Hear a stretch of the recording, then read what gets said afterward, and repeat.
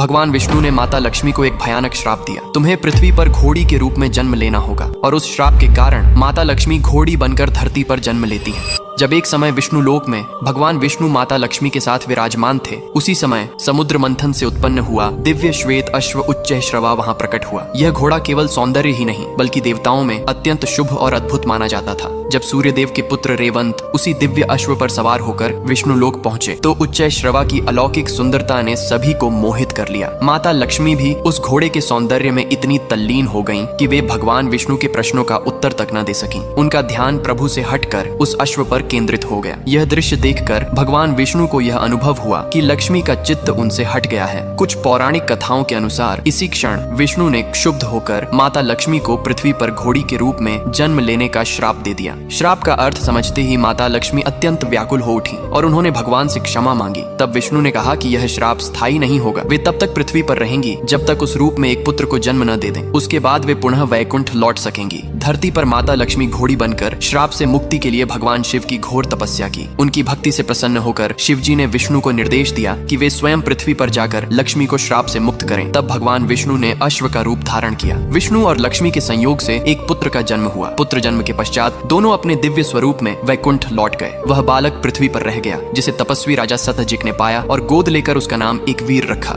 एकवीर आगे चलकर एक महान पराक्रमी और धर्मनिष्ठ राजा बना। मान्यता है कि उसी से हैहाई वंश सहित अनेक राजवंशों की उत्पत्ति हुई। इसी हैहाई वंश के सबसे प्रसिद्ध राजा अर्जुन कार्तवीर्य था। वे अपनी 1000 भुजाओं और अपार शक्ति के लिए प्रसिद्ध थे, जिन्होंने रावण को भी बंदी बनाया था। तो लिखिए, जय श्री हरि।